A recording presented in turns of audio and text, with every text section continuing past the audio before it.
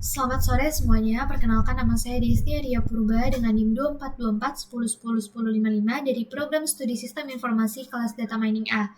Pada video kali ini saya akan membedah hasil pengerjaan LKM 4 Data Mining saya. Mungkin bisa langsung lanjut aja ke soalnya. Nah, di sini disuruh lakukan clustering pada dataset Palmer Penguins dengan langkah-langkah berikut. Yang pertama, normalisasikan dataset Palmer Penguins menggunakan normalisasi min-max. Mungkin kita langsung aja ke Google Colab-nya. Nah, pada soal pertama ini, saya melakukan proses normalisasi data menggunakan min-max clear.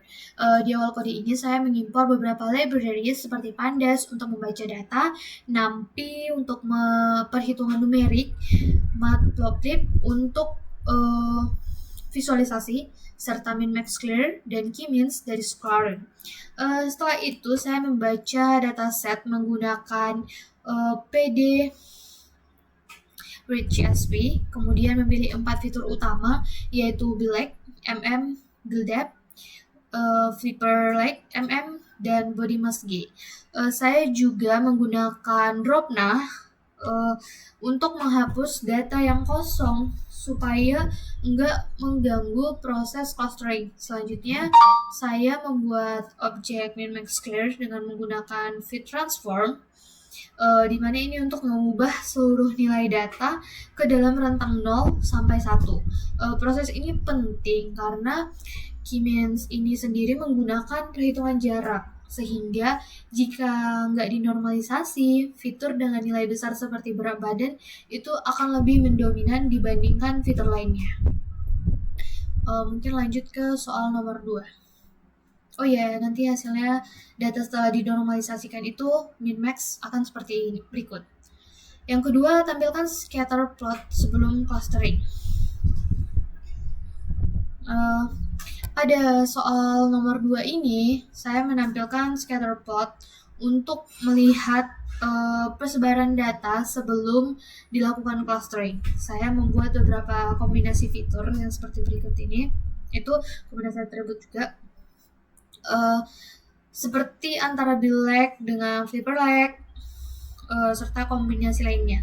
Kemudian saya menggunakan scatter dari Matplotlib untuk menampilkan titik-titik pada data berdasarkan dua fitur yang dibandingkan. Dari hasil visualisasi ini terlihat bahwa data masih tersebar secara acak dan dia itu belum ngebentuk kelompok yang jelas, dan karena semua titik itu masih memiliki warna yang sama dan belum ada pengelompokan. Seperti gambar yang kita lihat ini, gambarnya itu titik-titiknya itu masih sama semua, jadi sehingga sulit untuk melihatnya. Mungkin lanjut ke soal nomor 3. Pada soal nomor 3 ini, disuruh clusterlah dataset Palmer Penguins dengan nilai K, 2, 3, dan 4. Kita lanjut. Pada soal ketiga ini itu saya melakukan clustering menggunakan algoritma key-means dengan 3 versi nilai K, yaitu yang tadi disebutkan 2, 3, dan 4. Nah, pada bagian ini saya membuat objek key-means dengan parameter ncluster, di mana biar sesuai nilai K yang diinginkan. Nah, kemudian bakalan ngejalankan fungsi fit predict, di mana ini itu untuk melatih model sekaligus mendapatkan label cluster untuk setiap datanya. Nah, hasil dari proses ini adalah data setiap data untuk memiliki label cluster tertentu.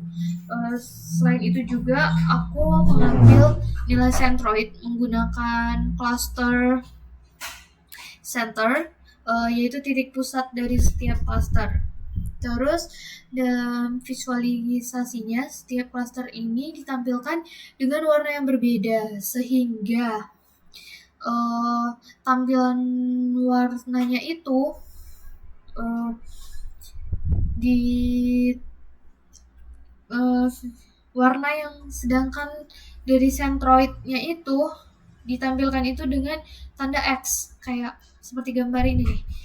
Jadi warnanya itu berbeda, dan di warnanya itu kayak ada centroidnya dengan tanda X Nah, dari hasil ini tuh bakal terlihat bahwa semakin besar nilai K, maka jumlah klasternya itu akan semakin banyak dan pembagian datanya itu bakal menjadi lebih detail. Namun jika terlalu banyak, biasanya itu bakal jadi kurang efektif gitu. Mungkin ini untuk hasilnya. Mungkin lanjut ke soal nomor 4. Di sini tentukan K terbaik jika dilakukan dengan analisis elbow method. Baik, pada soal keempat ini saya menentukan jumlah klaster terbaik seperti soalnya tadi. Nah, itu menggunakan elbow. Di sini saya menghitung nilai interia menggunakan KM interia. Di mana itu merupakan total jarak antara data dengan centroid dalam satu cluster. Nah, saya mencoba nilai K-nya itu dari 1 sampai 10 menggunakan perulangan. Kemudian menyimpan nilai interia tersebut ke dalam list. Setelah itu saya menampilkan grafik menggunakan plot. Lalu untuk melihat hubungan antara jumlah cluster dan nilai interianya. Untuk menentukan titik elbow-nya, saya itu menghitung perubahan penurunan interia menggunakan NPDIF. Nah, dan mencari titik perubahan terbesar menggunakan NP-Argmax. Dari grafik yang dihasilkan ini terlihat itu kalau penurunannya itu mulai melandai pada K2,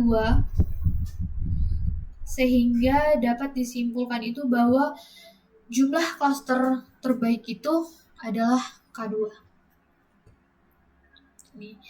Oke, lanjut ke soal nomor 5. Di soal nomor 5 ini kita disuruh tampilkan scatter plot clustering setelah clustering. Nah, untuk soal nomor 5 ini tuh saya menampilkan scatter plot dengan setelah clustering menggunakan nilai K terbaik yaitu 2. Seperti yang tadi di nomor 4, saya kembali menjalankan K-means dengan jumlah cluster 2, kemudian menggunakan fit predict, di mana fit predict ini itu untuk mendapatkan label cluster. Setelah itu data divisualisasikan kembali menggunakan scatter plot, di mana setiap cluster itu bakalan diberi warna yang berbeda dan centroid itu bakal ditampilkan sebagai tanda X. Hasilnya itu akan menunjukkan bahwa data sudah terbagi menjadi 2 kelompok yang lebih jelas dan terstruktur dibandingkan sebelumnya. Baik, selanjutnya kita mungkin ke soal nomor 6. Di soal nomor 6 ini kita disuruh analisislah perbandingan scatter plot sebelum clustering dan setelah clustering. Nah, di soal nomor 6 ini saya membandingkan hasil scatter plot sebelum dan sesudah clustering. Nah, sebelum clustering ini kan datanya itu hanya berupa titik-titik nih, yang titik-titik dan belum berwarna sama sekali dan belum ada centroidnya juga. Dan itu tersebarnya tuh nggak jelas. Nah, namun di clustering yang setelah clustering ini datanya itu terbagi jadi ada beberapa kelompok ataupun ada 2 kelompok dengan warna yang berbeda sehingga kita bisa tahu yang ini dengan yang ini tuh. Juga pola dalam datanya itu akan menjadi lebih mudah terlihat. Nah, hal ini itu juga akan menunjukkan bahwa K-means berhasil mengelompokkan data terbesar kemiripan karakteristiknya. Mungkin saya bisa lanjut ke hasil dan analisis data.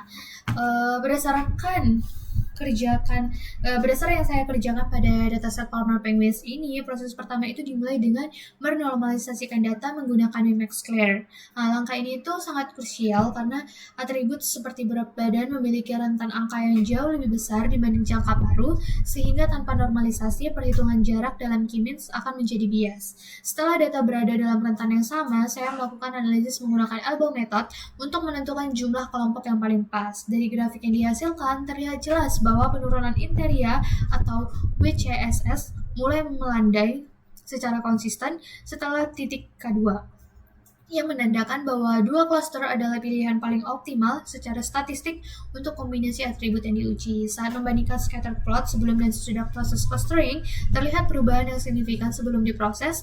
Data penguin hanya berupa persebaran titik biru yang saling bertumpuk tanpa identitas yang jelas. Namun setelah algoritma dijalankan dengan K2, data terbagi menjadi dua kelompok warna yang rapi dengan posisi sentroid yang berada tepat di tengah masing-masing data.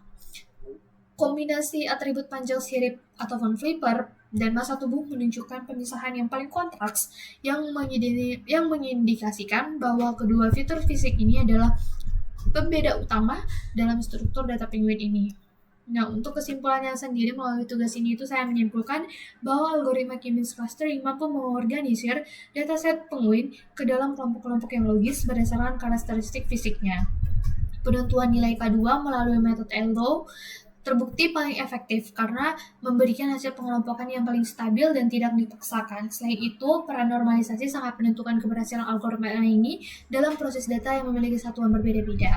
Secara keseluruhan, hasil visualisasi menunjukkan bahwa karakteristik panjang sirip dan berat badan penguin memiliki kolerasi yang kuat dalam membentuk pola persebaran data pada dataset ini. Mungkin sekian saja penjelasan yang bisa saya jelaskan.